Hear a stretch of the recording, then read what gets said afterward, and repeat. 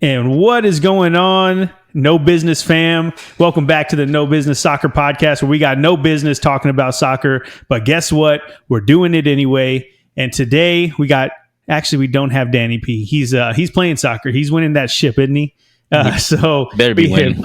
Better be, yeah. We demand excellence. Exactly. So we got the Brainiac J-Fam in the back hanging out with us, producing, hanging out on the ones and twos. And of course, I'm your host, Snooze, here with my boy, Hype Man Vic. Hype Man, I know you're sipping on something good because we are covering Serie A. So tell us what you're sipping on. Serie A, we got to keep it Italian. We are having a classic Negroni today. Absolutely delicious. And if you don't like Negronis, just grow up. All right. They're good. All right. It doesn't matter if they're bitter or whatever. They're delicious. Incredible. I'll grow up. I'll grow up eventually. I'm not yet. I don't know. It's just that bitter taste that I sip on. And I'm like, got to get past that. Grow up. We'll work on it. All right. It's like scotch. It's a story for another day. I'm not good at alcohol. But before we get started today, as we were talking about, we're going to cover the preview for the 24-25 Serie A season. Before we get into that, we got some housekeeping to do. We had the La Liga preview whenever you watched it a couple days ago when we did it. But there's some things we didn't address. First off, my office. Right now, it's very plain. I look like I'm in a green-blue box. I promise you there's decorations in here, but for now, this is what we have. I'm getting a new desk. I'm getting a new setup, breaking the fourth wall here, but it's going to be different. I'm going to have better lighting. Everything will be back to normal, but just want to address that because it looks like I'm in I don't know, a hostage situation or something. It's just because I'm getting used to it. It looks like you put the decorations where you could see them, but not us. Like you just I want everybody to think I have nothing. That's it. It's just for me. Y'all can't see that. And then the main update that everybody wants to know about Reggie, the cat. Yeah, that's right. So turns out we're feeding at least 5 different stray cats in our neighborhood, and Reggie is one of them for sure. There was 2 black cats. There's a orange cat that comes around every once in a while. Then there's a gray cat. It's crazy. There's just a lot of cats. So I think we bit off a little bit more than we can chew, but now I can't stop feeding them because what if they die, That sucks. So, but I will say, just before we started recording, we were walking in and the cat was just like kind of sitting there in front of us. He's getting more comfortable and stop it. He's closer and closer. Stray cat. No, closer. No. It's about to come indoors. Anyway, so no, hell no. No. Yeah, it is. So anyway, that's the update on the little cat. But is there any more updates we needed? Oh, the Austin FC minute. I don't know if you saw it, Vic. I mean, of course you saw it, but we have to go to LA after winning our group in League's Cup. Like, I understand that our ranking going in, but like, what's the point of winning the group if you have to travel an away game anyway? Yeah, LA came in second in their group, and then not only that, we play at 9:30 p.m. Central. So they got to play LA time too. It sucks. But way past my bedtime. I'll tell you that much. I'll be asleep. It's just, it doesn't seem right. Seems weird that it would happen that way. I don't know another tournament that does that, but it is what it is. And that's it for your Austin FC minute. I don't know. There's got to be a better sound for that. Okay. Another housekeeping thing. The last preview we did for La Liga, we talked about how we're going to have these really cool graphics and the new kits and the stadium pictures and everything. And as you noticed, we did not have that, and we failed. We're having some data issues, okay, at the No Business headquarters here. We're trying to get it fixed, No Business fam, but for right now, just know it is coming. We're figuring it out. We got Brainiac all over it. He'll get that solved. I will say that when I watch streamers and they have issues with like their stream, I'm like, it's the same every day. Like, why do you have issues just getting connected or like having something? And now that we do this, we having issues. Like, they're real. So if you're thinking about starting podcasts, starting streaming, YouTube, and whatever you want to do, you're gonna have issues. Just prepare for that. It just happens. It's definitely not as simple as I thought it would be. Yeah. Like, just plug and play, man. Just go. Okay. I think that's all the housekeeping we had. Anything else I'm missing, Vic? Think we're good. Okay. Well, with that said, we're covering Serie A. We're going to start off with a review of the 23-24 season, and then we'll go team by team down the line. hitting all the teams that are promoted, that are back in it, going over what we expect from those teams. We'll cover some nicknames, key players, history of them in the league, and of course, Vic's going to tell us a little bit about those cities. So without further ado, let's go into the recap. Last season in the Serie A, Inter Milan won, and they didn't just win, they freaking dominated. They had goals for of 89. The closest to them was 76. And goals against, they allowed 22 goals. The next closest to them was 49. So ridiculous. They not only did they win this points wise, 94, the closest was 75, but in every statistical category, they were dominant. So that was a good season for them. And then second place was AC Milan. We also had Juventus that came in third, Atalanta, or Hotlanta, as we call them here, in fourth, Bologna, crazy, in fifth, Roma, Lazio, and Fiorentina were rounding out those the European spots. And then, of course, there you go, Fiorentina. And then, of course, we have Frosinone, Sassuolo, and Salernitana. I love these names. That got relegated, so you won't have to hear me say those again. And it was a fun season. I think there was a lot of surprise teams. I think we talked about Girona in the La Liga preview. We have Bologna in this preview. And then there's a French team that's called Brest that did really good too. All these teams very surprising. They shouldn't have done as good as they did, but they were really good. So with that being said, let's see how all these teams are going to fare going into this season. We're going to go in alphabetical order again. And first up is AC Milan.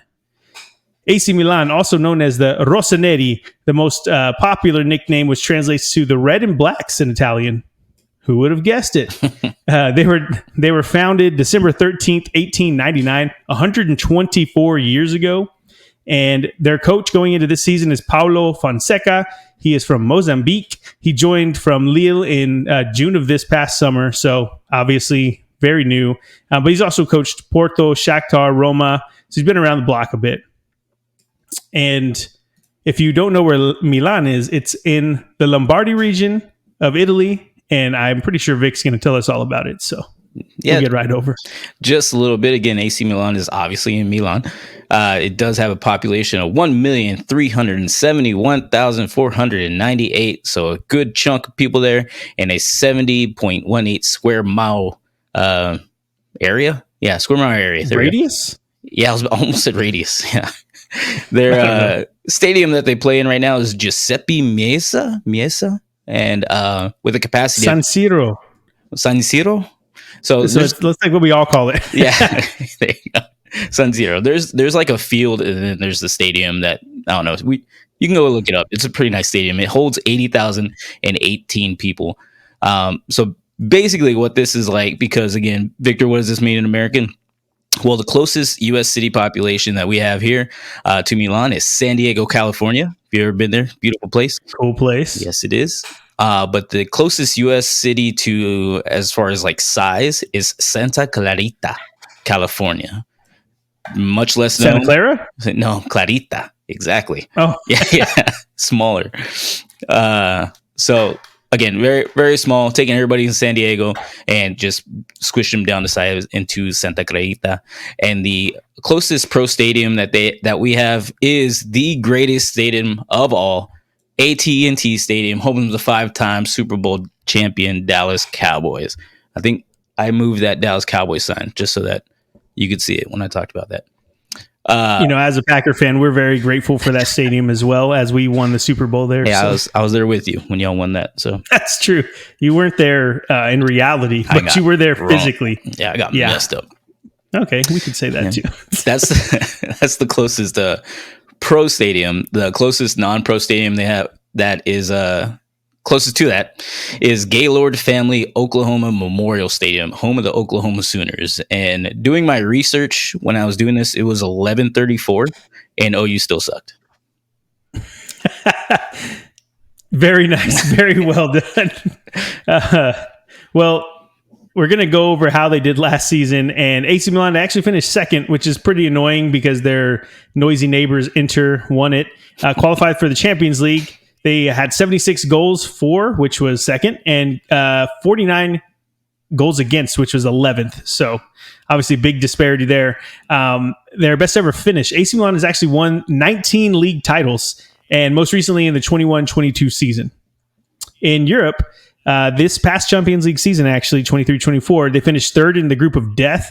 That included Dortmund, Newcastle, PSG, and then they went into the knockout rounds of the Europa League, getting beat by Roma in the quarterfinals. Again, sucks to lose to someone in your home country, but they did. And they're actually the second most successful club in the history of the Champions League. So the only people that they're behind as far as titles go is Real Madrid. They have 7. Real Madrid has, I believe, 15 is what we talked about earlier. So yes, there's a big difference between them and Real, but there's not, obviously, they're the second best team in the Champions League. So we can't, historically speaking. Top scorer for them last season was Olivier Giroud, 37-year-old center forward from France, scored 15 goals. And then their assist leader was Rafa Leao, 25-year-old left winger from Portugal, with 9 assists. The best player to watch for them is one Yunus Musa. He is the 21-year-old midfielder. He plays for America. He speaks in a British accent, so you tell me what you think. I don't know. But so last season, he started the year strong for AC Milan, but he had a lot of soft tissue issues. And after December, he never really regained his spot back. So hopefully going into this season, because he is very highly touted as a young prospect in that midfield, hopefully he gets a lot of playing time. And of course, some interesting facts about them. Christian Pulisic had 12 goals and 8 assists, which was second best on the team in those categories. And they're America's new favorite team. It was Chelsea for the past few seasons before Pulisic went here, so I'm just glad it's not Chelsea anymore. And AC Milan was actually founded as a football and cricket club in 1899 by an expat from England named Herbert Kilpin. Didn't know that. And it honors its origins, its English origins, by having the AC Milan, which is essentially, the club has retained the English spelling of the city's name as opposed to the Italian spelling of Milano. So instead of being Milano, they honored their English heritage by saying Milan, which came under fire during some fascist regime. Well, it's in a political show, but just know that they have stayed true to that Milan name, which I always wondered why it wasn't called Milano, just like Fiorentina, right? Mm-hmm. Florence, Fiorentina, but so anyway, let's go into those odds, Vic. Tell us what the odds are saying for them. Yeah, I'll be quick here for you. The odds, they have the third best odds to win Serie A at a plus 650. So not bad. They have a solid team, and we'll see how they do. And they had Alvaro Morata come in, so obviously highly touted goal scorer. Last season, I think Milan's success, you could really tie it to Stefano Pioli. And now that he stepped down after last season, the big question is, with the new boss Fonseca, how is he going to build on that success? So they were runners up last season, and odds pretty much have them right up there again to be runners up. And I can see it happening. They have a great squad, especially in the Serie A. They're right up there with the top teams. The main issue is going to be that defensive side of the ball. We talked about how they were 11th ranked on that goals against, and they were second in goals scored. So it's not like they need to worry about too much of that. But of course, they got Morata in, so they haven't really addressed the defensive side of the ball. And we'll see how they do going forward into this 24-25 season. I think they're good enough to stay up there in at least the top 4 spots. Okay, moving on to our boys in Hotlanta. Their actual nicknames, they go by the Goddess, and I'm not going to say that other one, the Black and Blues. That's what we call them, Black and Blues. There's another nickname I found. I don't even know. It sounds like a robot, Roblox, whatever. Yeah. You ever aerobics? Whatever. They were founded in October of 1907, 116 years ago. This season, they're coached by Gianpiero, Gasparini. He's an Italian. He's been the coach since 2016. So I know for most of these clubs, I'm saying coached this season by, but that's because they do change often, but not in Hotlanta. Gasparini's been there for a while. He's the most successful Atlanta coach, and he took them from relegation threatened to constant top 4 finishes and their first ever European title last season in the Conference League. I keep getting those mixed up because there was a lot of Italian teams in the finals of the European competitions last season. But this team is in the Lombardy region of Italy, in the city of Bergamo. So let's hear more about that. Yep. And Bergamo has a population of 120,207, if you want to be exact. So a little bit smaller than Milan, I would say. Yeah. And all in a 15.5 square mile area. So they play in G-Wiz Stadium, right? G-Wiz. Yeah. It's like G-Wiz or something. I don't know. G-Wiz. I don't know. With a capacity of 24,950, almost getting up to 25,000. So again, what does that mean in American?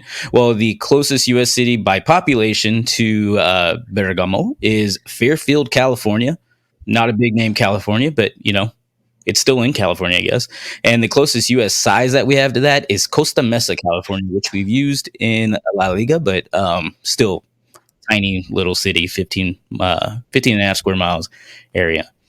The closest pro stadium that we have here in America is Red Bull Arena, home of the New York Red Bulls and the Gotham FC, National Women's Soccer League.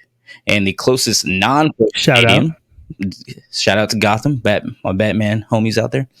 And the closest non-pro stadium is the Crampton Bowl.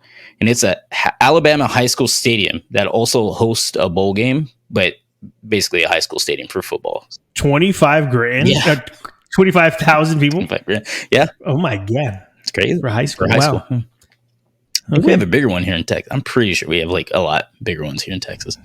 They say everything's bigger. So very good. Anything else that we have for them? Nope. That's what it means in America. Okay. Well, they finished 4th last season, qualifying for the Champions League. 72 goals for, which was 3rd, and they were 6th in goals against with 42. Best ever finish in Serie A. Well, they've never won the title before, but they finished 3rd for 3 straight seasons from 2018 to 2021. So obviously they've made a lot of progress under their coach Gasparini. So in the European competitions, the last time they were there was last season in Europa League, where they won their first ever European trophy following a 3-0 victory over 3-0 victory over German champions Bayer Leverkusen in the Europa League final. Sorry, so I was wrong. It was the Europa League. But I remember watching that because Leverkusen, they had a tremendous season. We're going to talk about them soon when we do the preview for Bundesliga, but they dominated everyone, undefeated, invincibles. This was literally the only game they lost, was that final. Heartbreaking for them, but for Atalanta to go in there like that was insane. And well, we'll talk about that in a second. Let's go into the top players for them. We have their top scorer was Koop Miners and Scamacca, which they scored 12 goals in La Liga apiece. And the assist leader was Charles de Catalare. We'll find out. 23-year-old attacking midfield. He's from Belgium. He had 8 assists and 10 goals in Serie A last season. Best young talent to watch for is Giorgio Scalvini. He's a 20-year-old Italian center back, and he's one of the best young talents in the world at that position. And some interesting facts about them. Before I get into the ones that I have here, we actually got to see Atalanta last season. They did lose to Lazio when we saw them, but okay, you're right. Yeah, it wasn't Fiorentina. I forgot who they played. No, not Fiorentina. We've been to so many Italian games. I forgot who played and who. Oh yeah, so many. Well, I can tell you, we saw Fiorentina play in the Conference League against a Hungarian team, which I'll probably have to share that video. It was amazing. But no, we got to see a Serie A game. It was Atalanta, Hotlanta versus Lazio. They lost, but either way, fun that we got to see them. And they won a championship that season. I'm just saying, maybe we need to go more often. Think so? Send the plane over here. So some interesting facts. Atalanta's fans, known as the Curva Nord, I'm sure there's a way better way to say that in Italian, Curva Nord, are known for their tifos, which often include flares and fireworks, and they live by the motto. I'm not going to say it in Italian, but the translation is "We hate everybody," and they have generated heated rivalries all over the Italian Serie A with their fans. The club was founded in 1907 by students from Bergamo and named after the Greek mythological athlete Atalanta. And let's see. Oh yeah, the last one. The club chairman Antonio Percassi. He played for the club when he was a young man, but every time there's a newborn baby in the Bergamo area, he sends them in an Atalanta baby grow, is what they call it, or a onesie, we would call it here in the States. So how cute is that? It's crazy. It's a lot, I'm sure. Yeah. Hit us with those odds. Yeah, so the odds, this is a big jump off. Milan was plus 650. They were the third best odds. The fifth best odds what Atalanta has, and it's a plus 2,000. It's crazy. That's like a huge jump, I think, anyway. It is crazy. When you see a team that... Oh, sorry. Go ahead. Did you have more you want to say about them? That was it. No. I was just going to... So when you think about it, they qualified for Champions League. They were fourth place. They were third in goals for, sixth in goals against. And they're pretty much saying they have no shot at getting, that title. So that's crazy to me. Adding a couple pieces as well. They did lose a few, though. I think that might have something to do with it. Okoli, Miranchuk. I'm not good at pronouncing names. I need to have nicknames for these guys. That's really what's going to make this thing pop here, okay? But either way, for a team that finished fourth to get in the Champions League, they're definitely on the up and up. And then, of course, winning that Europa League title should give them a lot of confidence going into this season. They ended last season boasting a third-ranked attack, like you were saying, a sixth-ranked defense. But the players that they lost, they arguably replaced and upgraded in those spots. So outside of the Milan teams, Juve and the wild card that is Napoli, with obviously their new coach Conte. The feeling is that Atlanta has a really good squad. They're coached very well, and I can see them being better than the fifth place that they have on the odds. I think they seem like a little bit of a dark horse to me. If I had to put some money on them, I might do it because that 2000 is looking pretty good. It's a long season. You never know. But I think that they're being a little bit disrespected after the Europa League title that they won last season. And moving on to Bologna. Bologna, they're also known as the Red and Blues, the Greyhounds. They were founded October 1909, 114 years ago, coached by this name, Vincenzo Italiano. This sounds like Victor walked into some place on a spy mission and got caught. They're like, "What's your name?" Vincenzo Italiano. But he's Italian German. He's been the coach since earlier this summer. He took over the Bologna role after Thiago Motta decided to not extend his contract, and he's got big shoes to fill because Bologna had a great season last year. They're in the Emilia-Romagna region. I think I'm saying that right. In the city of Bologna. So tell us more about that. I'll tell you about Bologna. Probably call it Bologna, just reading it here. But right, Bologna has a population of 329,203 people in a 54 square mile area. So it's a pretty big area and pretty big size that it's taking up. They play in the I'm saying it like it's Brazilian. Stadio Renato de Ara, or Renato de Ara. The Brazilian version of that. Yeah. With a These capacity. are hard to say. It is pretty hard to say.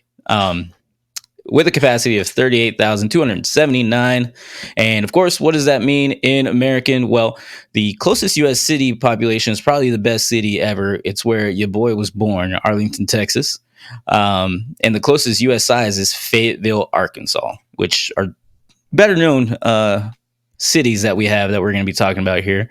And the closest pro stadium we have that is closest to Stadio Renato de Ara is a pop quiz. And it is for you, Adam, or Snooze, our resident MLB correspondent. What is Target Field?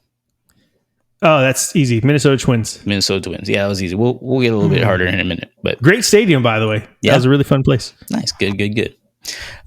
So we could check that off. You've been for that one too, for all these ones that I reference. Home of the Minnesota Twins in MLB Stadium, obviously.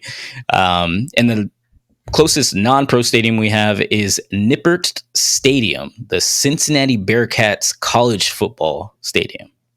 So not bad. Not bad. Okay. Well, last season, Bologna finished 5th, qualifying for the Champions League. They were joint 7th for goals for with 54, and they were 3rd best defensively, goals against, with 32 goals allowed. Best ever finish they've had. They've won the top flight actually 7 times in the history, but only 5 times since it's been Serie A. And most recently was the 63 and 64 season. So that is relative to say that the most recent was in 63, 64. As far as European competitions go, the last time they were in Europe was actually 2002, the Intertoto Cup, which I just like the way that sounds, Intertoto. Anyway, best ever European finish, though, was 98-99 UEFA Cup, now Europa League. They lost to Marseille in the semifinals of that competition. Some of the key players for them last season and the best players to watch, well, at this point, it's all moot because when I wrote all this, they were there. Now they're not. But top scorer last season was Joshua Zirkzee, 23-year-old Dutch center forward, scored 11 goals for them in Serie A. He's now with Manchester United. And then we also have Riccardo Calafiori, 22-year-old center back, who he is a center back, but yet he had the most assists on his team with 5. Italian international, standout performer for them and for the Italian team, and he's now with Arsenal. So he's no longer the best young talent to watch for Bologna because he is not there.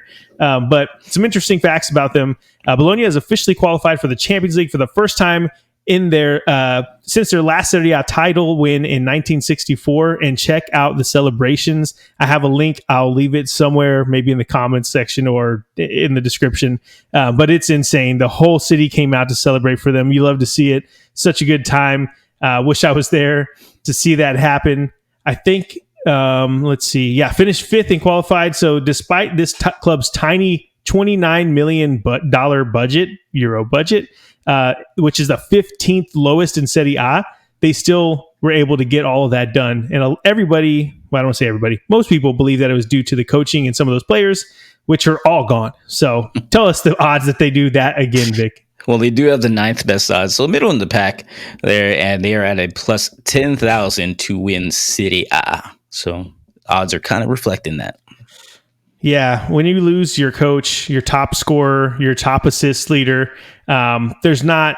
I honestly don't see how they get back to that spot.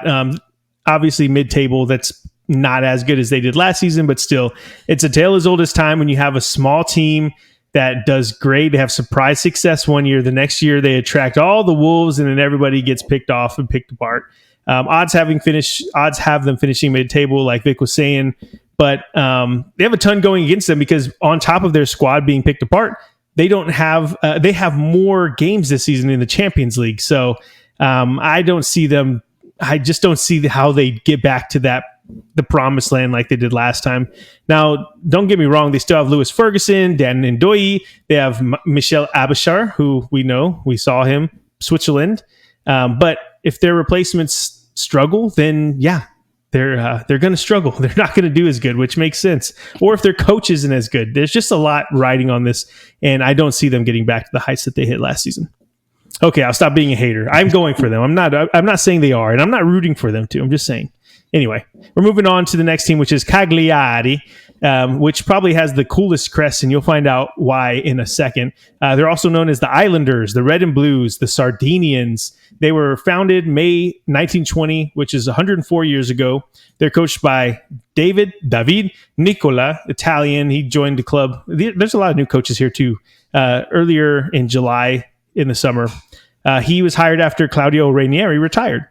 This club is in the Sardinia region in Cagliari. And tell us more about that, Vic. Yeah, and Cagliari has a population of 148,881 in a 33 square mile area. It's a pretty big area. It's supposed to be really nice. When I was researching, it looked pretty nice. They play yeah, we might have to go. They do play in Sardinia Arena. I think that's how you say it. I'm just kind of matching it with the location. With a capacity of a measly 16,416. So what does that mean in American? The closest U.S. city population that we have is Bridgeport, Connecticut, and you might have heard of it and never seen it like the rest of us. And the closest U.S. size is Manchester, New Hampshire. New Hampshire's already small, so this is a tiny little city in New Hampshire. Okay. The closest U.S. pro stadium that we have, we don't make them that small, so I was thinking probably like a Buc-ee's. I think probably a Buc-ee's has about that many people in it. But the closest non-pro stadium that we have, restrooms, Buc-ee's restrooms on a Saturday, the nice restrooms. The closest non-produce stadium we have is Hanson Field, home of the Western Illinois Leathernecks. Never heard of that. I like that name, so I just want to bring it up. Leathernecks. So last season, first off, Leathernecks, come on, we could do better than that. What the hell is that? Last season, they finished 16th in the league, barely staying up. They had the 13th ranked goals for and 17th ranked goals against. Best ever finish in Serie A. They actually won the title in 69-70, and they've been a bottom half of the table pretty much since the 2000s. The last time they were in Europe was the 93-94 UEFA Cup, which is now the Europa League, and they were knocked out in the semis by Inter. And that actually was their best finish, getting to those semis. And last season, the top scorer for them was Nicolas Viola, a 34-year-old central midfielder from Italy. He had 5 goals in Serie A last season. Their assist leader was Zito Luvumbo. He's from Angola, so tough last name, I'm sorry. 22-year-old center forward, 5 assists in Serie A last season. And the best young talent to watch for is Matteo Prati, 20-year-old defensive midfielder, Italian, and he's, what I read about him, he's just a big dude. He's 6 foot, and he's the most promising one, and the big sharks are already lurking because when you're a little team like Cagliari, you get picked apart if you have anything good to eat. So, some interesting facts. It's going to be a bit of a story, but I promise you it's going to be the only fact, and it's going to be really cool. So Cagliari's crest, if you've seen it, it's like a shield and it has some heads on it, it looks like. And I'll tell you why. Cagliari's crest is representative of the Sardinian flag. On that flag, there are 4 heads. A hypothesis of why those heads are there refers to the celebration of victory in Alcaraz in 1096. It is said that St. George intervened during the battle in favor of the Aragonese, appearing in the field carrying his white shield with a red cross, symbol of the Crusaders who fought the Moors in the Holy Land, and he left on the field the severed heads of 4 Muslim rulers, still adorned with their royal turbans. After the battle, the 4 heads were brought to the Aragonese king, laid on St. George's shield, thus originating the 4 Moors emblem. Bet you'll never look at that the same now. That's pretty sick. That's right? metal.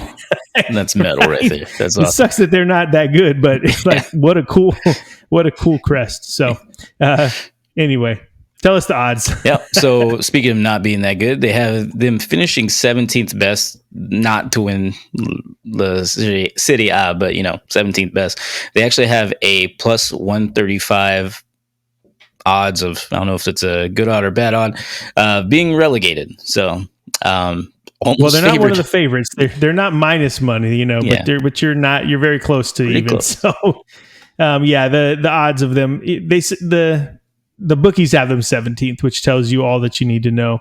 They finished 16th and 1 point above relegated Frosinone with Claudio Ranieri last season. This season, they don't have that coach, and they're probably going to do worse. Odds have them being relegated, and with the teams that are being promoted this season, with Como, Parma, Venezia, all being pretty decent squads, I think this is not going to be Cagliari's year. And now on to Como, 1907.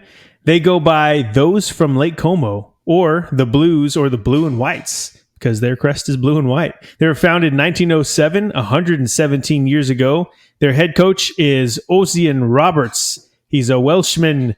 He's been the coach since 2023, but he's actually labeled as the caretaker manager, so I'm not sure if he's going to stick around for this season, but you'll find out why it's not a big deal who their coach is coming up. But they're in the Lombardy region of Italy, in Como, which you probably heard of because Lake Como is beautiful. And Vic, we're going to break the fourth wall here. He didn't do his homework right. He had the relegated teams from last season up still. It's not my fault. I am interested in hearing more about what you think or what you've heard about Lake Como. Please tell us. Well, one, it's not my fault. All right. The Wikipedia page had the last year's stuff on there. So all I can tell you is that I've heard of Lake Como, and it's pretty cool. And I messed up. I'm sorry, you guys. Let me know what y'all think should be my punishment down in the comments if we even get Let's a go, comment. no business fam. Let's get him. Yeah. Let's take away the lunch I owe him that I still haven't paid for. No. It'll happen. That's right. But I didn't do any of that. I did look at stadiums. The closest pro stadium that we had to that, I didn't even have the capacity of Como. Actually, 13,602. That's what it is. We have nothing that small here in the United States. But we do have a non-pro stadium, is the McAllen's Veterans Memorial Stadium, which is a high school. It's not even football. It's just a multi-use field. So in McAllen. So in Texas, by the way. Yeah, so you're saying McAllen like people would just know. McAllen. Still messing up. I don't got my stuff in front of me. It's messing me up. No, it's also, all good. It's all good. I'm not the only one that had issues. Okay, Adam's system died, and he couldn't figure out how to power it. So it's all this made me finish my Negroni, so I had to go back to some whiskey, and I'm having some Woodford Double Oaked. So okay. Well, one day we're going to get super drunk hype man on here. So moving on, last season they finished second in Serie B. I don't know how you would say that. And they're promoted to Serie A. But their best ever finish, it's really hard to say. I was doing a lot of research on Como, but it looks like they finished sixth in Serie A in 1950. But historically, they've just been in the very, very depths of Italian football. And last time they were in Europe, they actually, because they haven't really been in Serie A many times, doesn't look like they've ever been. So, not too much information on them making it. Last season, their top scorer was Patrick Cutrone. He's Italian center forward, 26 years old, scored 14 goals in Serie B. And then they had two people that tied for 6 assists with Lucas De Cunha and Alessio Levine.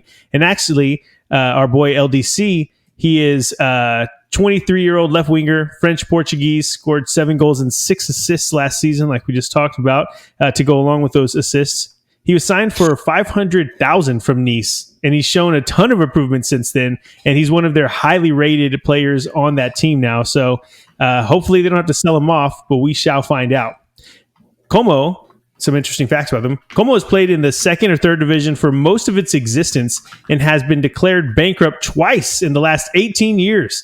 In 2019, the club was taken over by the Hartono brothers, who are part of Indonesia's wealthiest family, and they through their company Cent Entertainment. As of 2024, Dennis Wise, former player for Chelsea and Millwall, is an advisor on the board, and other minority shareholders, you might have heard of them, are Thierry Henry and Cesc Fabregas.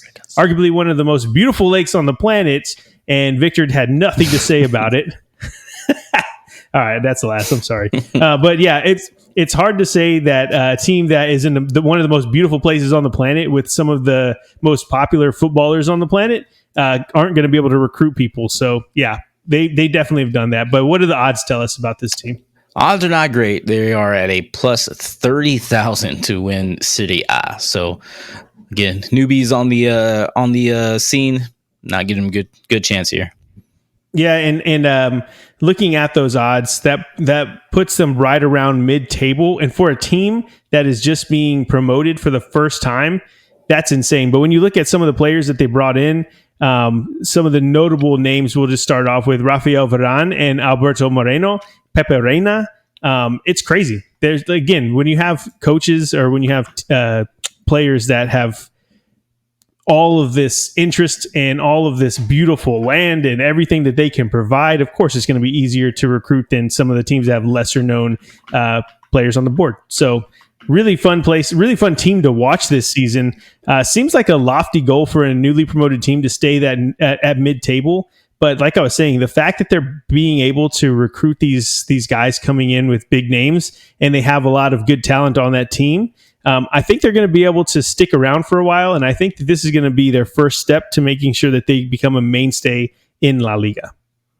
And hopefully we can get you these beautiful pictures of Lake Como, because their stadium is right on a bay, if you will. I don't know if it's a dock. I don't know what you want to call it, but it's beautiful. Okay. I think that's all I had to say for Como. Let's move on to Empoli. Empoli, they go by the Blues because their badge is blue, and they have a founding date. They were founded in 1920, 104 years ago. Their coach is Roberto D'Aversa, a German-Italian coach. He's been coaching them since earlier this summer, which is a lot of these coaches in Serie A. Took over for Nicola this summer. Previously coached Parma, Sampdoria, and Lecce, like milk. We'll just call them Milk. That's their nickname for this podcast going forward. And side note, whenever D'Aversa, however you want to say it, was let go from Milk, he was let go because he headbutted the Hellas Verona striker after a match. There's a video out there. I watched it. Maybe we can post it. I don't know. But it's not a bad headbutt, but he definitely headbutts him. So anger management problems. Empoli is in Tuscany. It's a suburb of Florence. And Vic, do you have more to talk about? I do have this one. So Empoli, let's get it. Itself has a population of 48,000, just around there, in a 24 square mile area, and they play in Stadio Carlo Castellani, with a capacity of 16,284. So what does that mean in American? The closest U.S. city that we have is Huntsville, Texas. I have a lot of Texas towns in here. It wasn't intentional. We're going to go through a lot more of them. They just happen to be around the closest that we had. The closest U.S. City by size is Pompano Beach, Florida. Florida. Pompano Beach, Florida, which is a tiny little beach city. If you look it up, it's pretty small. But the closest pro stadium that we have that matches this is none. We don't have any stadiums for ants. And the closest non-pro stadium we have is the Unidome, home of the Northern Iowa Football Panthers. So go. Okay. Another college football team. Well, they to go along with that small stadium, they finished 17th last season, 20th in goals for, and 15th in goals against, which was joint with Milk. So their best ever finish in Serie A was 7th place in 06-07, but historically they're a bottom of the table team in Serie A. And in the European competitions, it looks like they have never been to the group stage of a European competition, but they were eliminated in the Europa League qualifiers in 07-08. Last season, top scorer, Mbaye. That's a hard name. I just know him by Niang. Niang is a 29-year-old center forward, Senegalese. He's scored 6 goals for them for Empoli in Serie A last season. Their assist leader, they actually had two guys that were tied with 3 assists each. Not a lot. So obviously 17th place, you see kind of a pattern here when you look at the goal and assist totals. But the best young talent to watch for is one Jacopo Fazzini. Jacopo. We say that? Jacopo. Fazzini. 21-year-old central midfielder from Italy. He only got a goal and 2 assists last season, but he's definitely the highest rated young player for Empoli going into this 24-25 Serie A season. Some interesting facts about them. Empoli went through 3 coaches last season, with Nicola guiding them to safety, but left at the end of the season to take the Cagliari job, probably because they have a sick crest. We talked about that. Empoli is known for its youth development programs and has produced 85 professional players who are currently active in Italy. And that's another thing I'll notice whenever I was going through all the arrivals and departures for all of these clubs. It must be like the fad for these Italian clubs to just have a bunch of young talent and then just send them out all across the globe, really. It's crazy when you look at like the departures and the arrivals tabs for them in transfer market. It's a freaking shopping list. So they're one of the factories that produce a lot of Italian players, obviously having 85 of them currently active in Italy alone. Empoli is a small municipal town of Tuscan region of Italy, and it lies between the Florence-Pisa route. And I bring that up because my boy Victor, he took his mom, her dream trip to go to the Leaning Tower of Pisa. So you probably passed through Empoli on the way there. I must have blinked and missed it. Didn't even see it. Yeah. Well, I know the odds probably aren't good for this team. And actually, I messed up here because I just put LOL on the odds. And so I'm going to spare you. You're going to turn it to me and just have me sit here. Yeah, exactly. So that's my bad. Empoli, they don't really have great odds to win this. But the odds that they have are for them to be relegated. That's the best odds that they have, which probably is worst odds. The squad is looking pretty weak, and there's not too much to call out as a bright spot. They finished 17th, level on points with Cagliari, but they scored the least amount of goals in Serie A last season and were 15th ranked in defense. So there's not a lot to go. And I'm not a hater. I always say that, but it's because, if these teams want to collab one day, I'll be happy to. But I don't see them doing good next season. But the next team we're going to talk about, something a little bit more happy, a little bit more upbeat, is our boys and the kit that he's wearing today, Fiorentina. They go by Viola, the purples, the violets, or the lilies, which sounds funny in Italian, Gigliati. They were founded August 1926, 97 years ago. Their head coach is Palladino. He's Italian. He joined this summer because Vic's alter ego, Vincenzo Italiano, departed for Bologna, like we talked about a bit earlier. Palladino has taken over a club that finished 8th in Serie A and have been to back-to-back UEFA Conference League, Europa Conference League finals. And Florence, if you don't know, it's in the Tuscany region of Italy, and it's beautiful. And we went there, and I'm sure Vic has more he wants to talk about. Yeah, Florence has a population of 367,150. Beautiful population. It was so awesome there. In a 39.5 square mile area. They play in Stadio Artemio Franchi, which was pretty cool. A little old, but it was pretty cool. People there were nice. With a capacity of 43,147.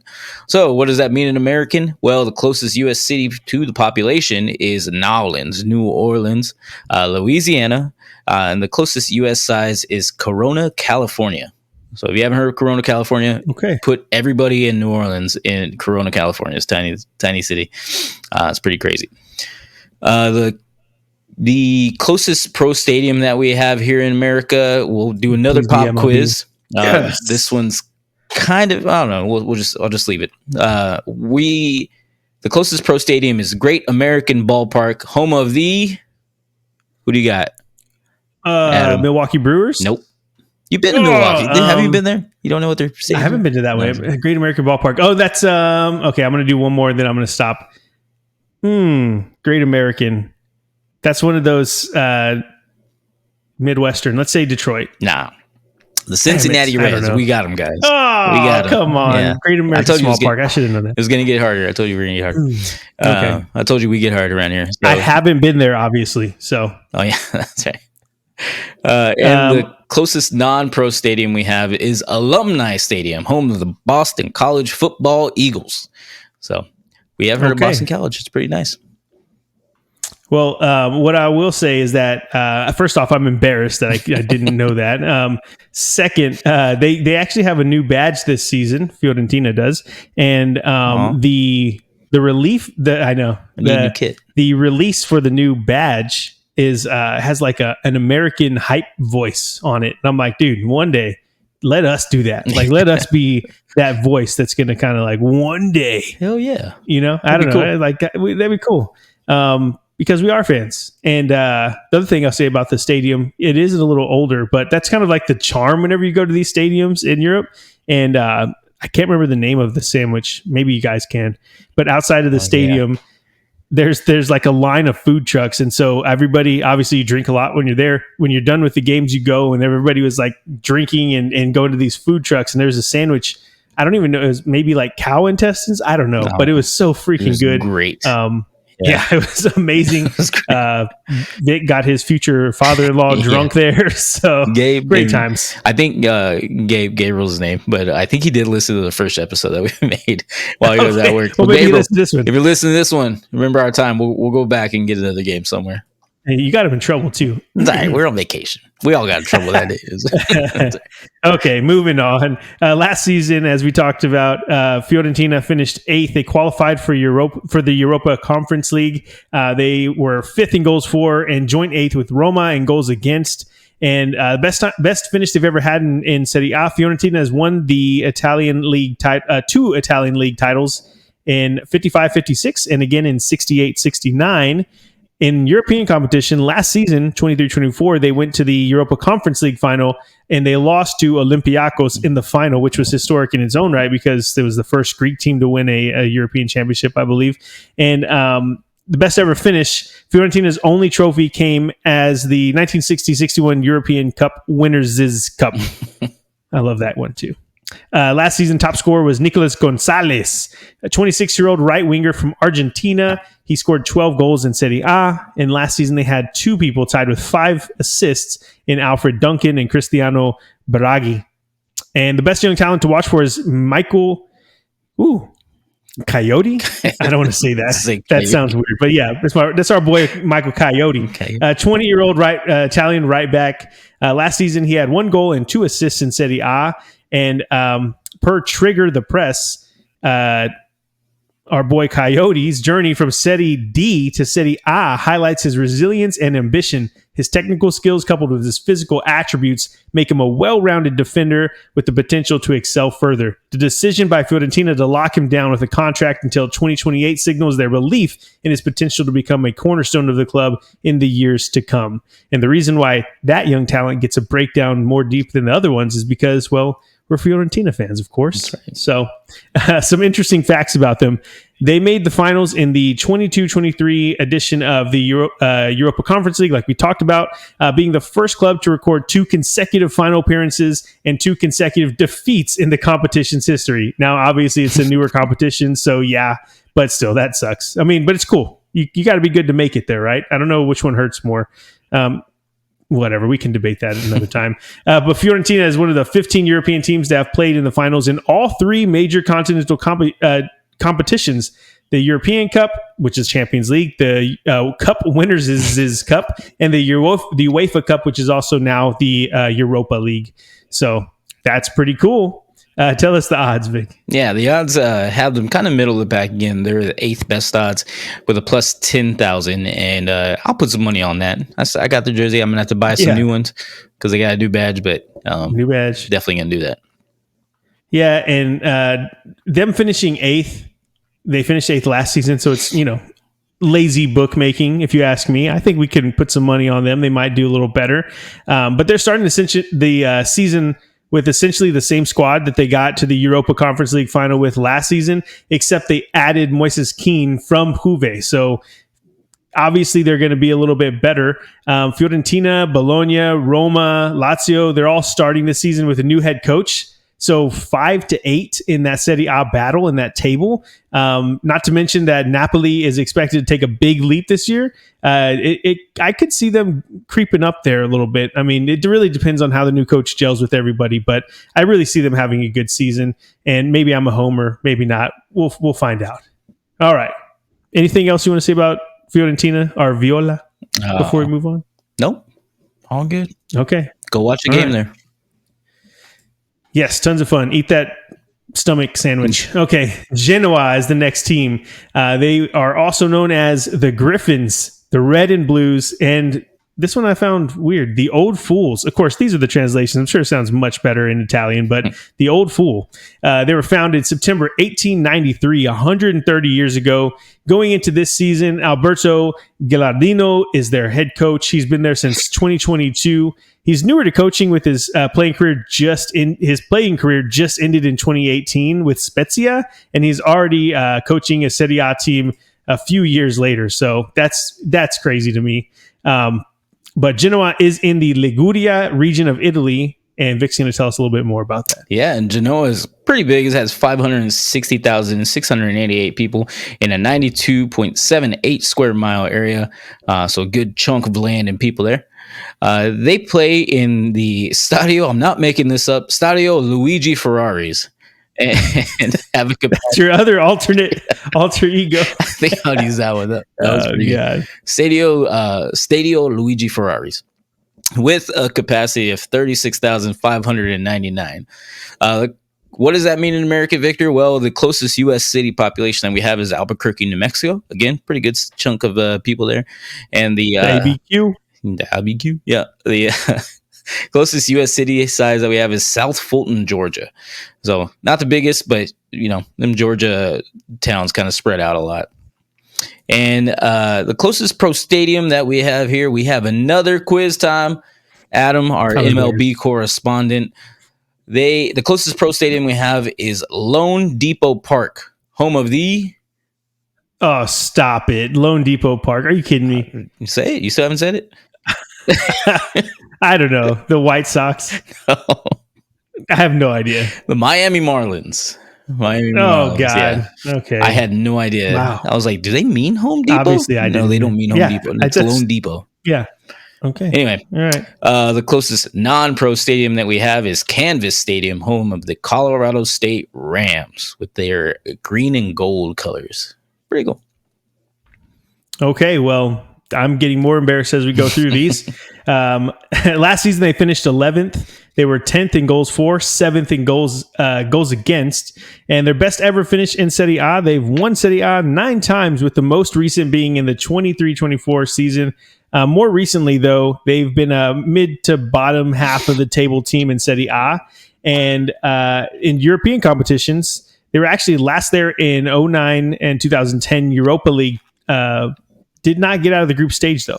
The best they've ever done in Europe is the 91-92 UEFA Cup, now the Europa League, and they lost in the semis to Ajax. Last season, their top scorer was Albert Gudmundsson, 27-year-old Icelandic striker, 14 goals in Serie A. And for the assist leader, they had Morten Frendrup, 23-year-old central midfielder, Danish. He's scored 2 goals to go along with those 5 assists in Serie A last season.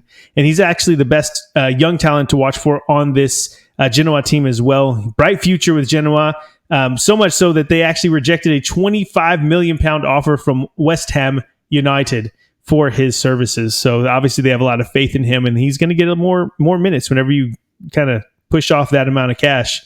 Some interesting facts about Genoa. Due to the strongly British connotations attached to the name, Genoa were forced to change it by the fascist government to Genova in 1893. There's a lot more. So the full name is Genova 1893 Circolo del Calcio. That was all happening in 1928. So yeah, obviously a lot of history there, but they're Genoa CFC now, and is fourth in the ranking of Italian clubs for the most championships won. So whenever you see Genoa, you might not know them for their recent success, but put some respect on their name. They did good in the past. And Genoa was the birthplace of one Christopher Columbus, according to Wikipedia. If I'm wrong, go blame it on the internet, okay? But yeah, Christopher Columbus, born in Genoa. Okay, moving on to the odds. Got your odds. I got your odds. To win Serie A, just like Serie A, just like you said, they're mid to low table. They have the 14th best odds at a plus 40,000. So not looking good, but just right along the tracks where they've always been. Yeah, I wouldn't put money on them to win it, but they haven't been too keen on Genoa this season, expecting them to land around, like you were saying, the 14th, but they finished 11th last season. So obviously they see them taking a bit of a slide in that table.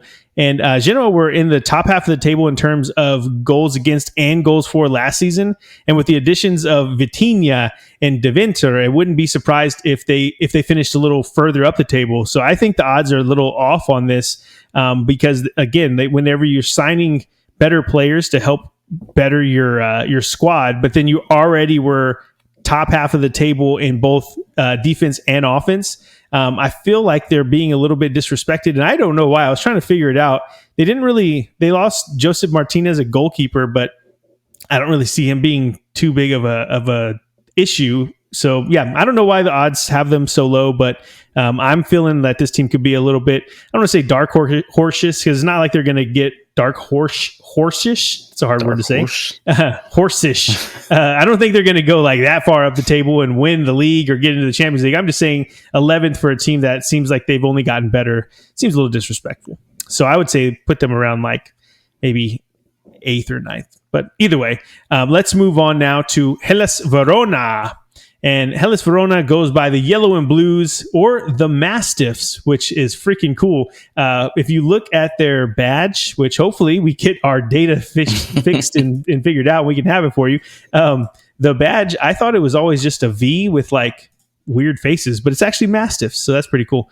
They were founded in 1903, 121 years ago, and their coach going into the season is Paolo Zanetti. He's been the coach since earlier this summer. Again, a lot of turmoil, a lot of changing, a lot of coaches swapping teams in Serie A, but he was sacked from Empoli last season and took the Hellas Verona job after Marco Baroni left for Lazio, who we'll talk about a bit later.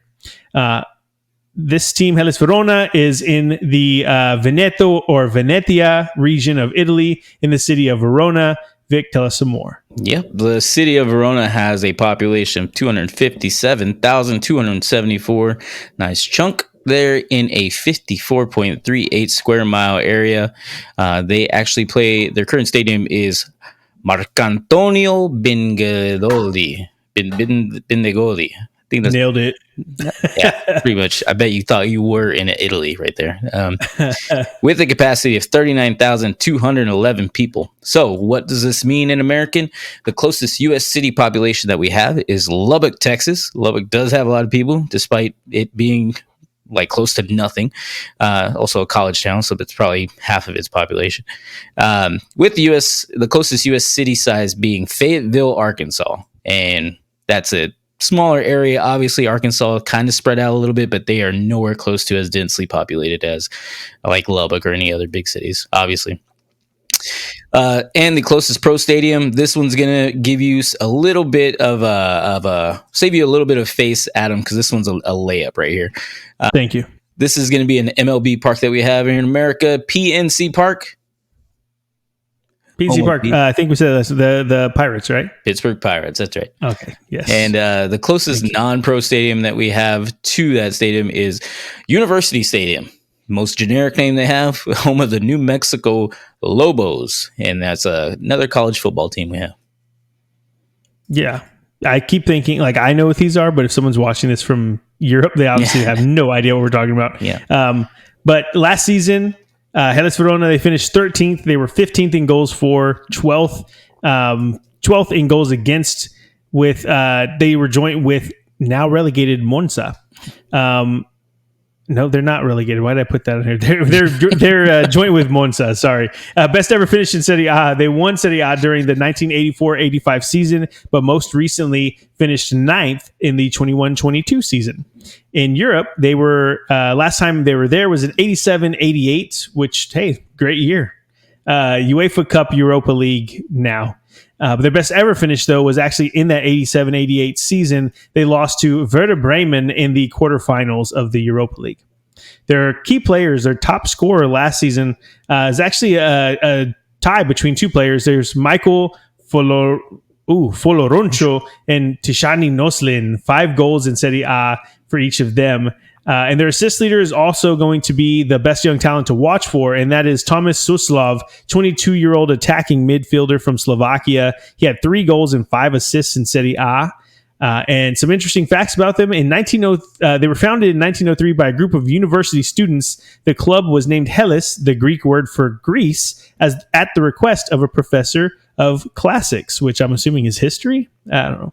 And the Scala family coat of arms is depicted on the team's jersey and on its trademark logo as a stylized image of 2 large, powerful mastiffs facing opposite directions. So it's not just a V as I thought. And I'll spare you as far as the odds go to win the league. They're not going to, but They might have some odds to lose, and if they do have some odds, well, not lose, but be relegated. If they do have those odds, they'll be right here. Our producer Danny P will put them up right here. Those be relegated. Exactly.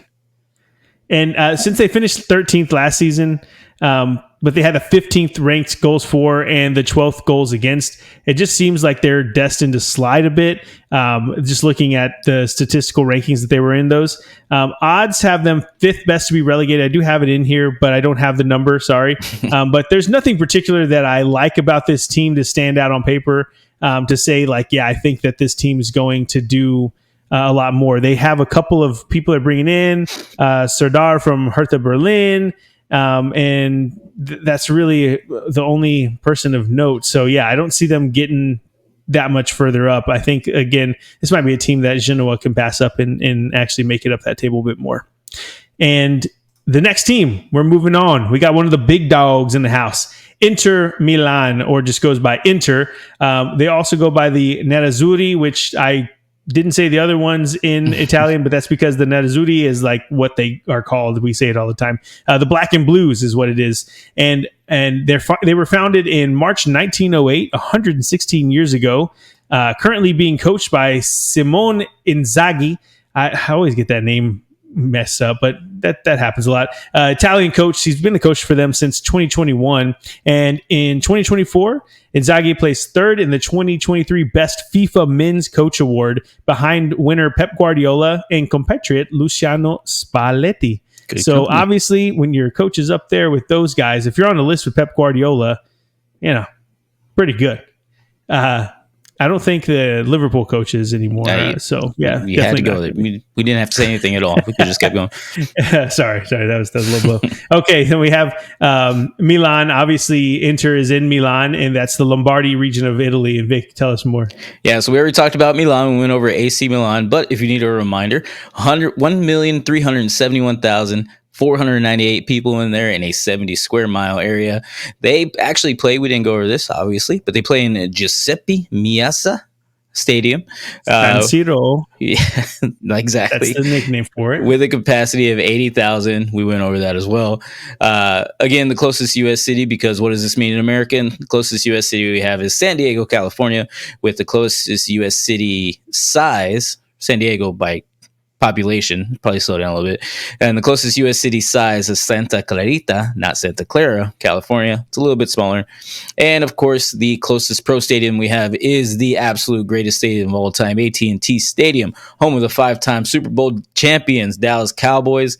And I was wondering why you wanted to go through all of that again. And that was just to say that. Only for that. 5-time Super Bowl champion, Dallas Cowboys. All right. The closest non-pro stadium is Gaylord Family Oklahoma Memorial Stadium, home of the Oklahoma Sooners. And when I was doing my research that night, it was 11:51, and OU still sucked at that time. Hey, okay. You know what? I'll allow it. Okay, appreciate it. Thank you. But yeah, as we said in the recap of the 23-24 season, they finished first, qualified for the Champions League. They were first in the goals for, first in goals against. They dominated this league.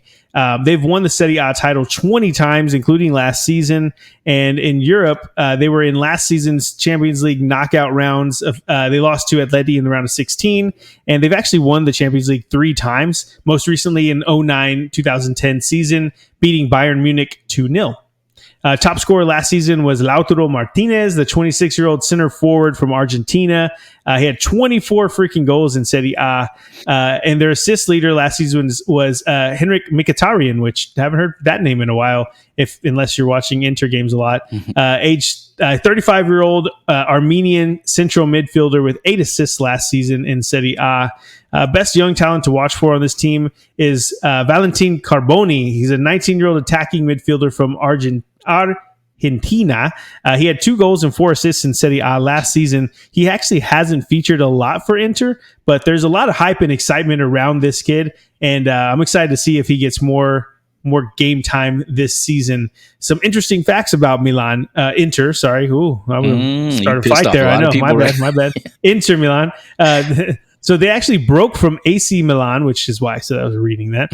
Broke from AC Milan because they didn't want to sign foreign players, hence the name Internazionale. So yeah, Internazionale Milano. So they broke because they AC Milan didn't want to sign international players. That I never knew that, and when I was reading, I'm like, it makes sense, Internazionale, but it's kind of like a slap to the face of them. Like they put it in their name. So we're breaking away. We're called the International Milan team. Inter Milan, managed by Jose Mourinho, became the first Italian club to win the treble in 2009-2010. The treble consists of winning the Domestic League Cup, the Domestic League, Domestic Cup, and the UEFA Champions League. Inter's 2010 treble included Serie A, Coppa Italia, and the UEFA Champions League. And I guess we'll stop there. Tell us some more odds, Vic. Well, the reigning champions have the favorite.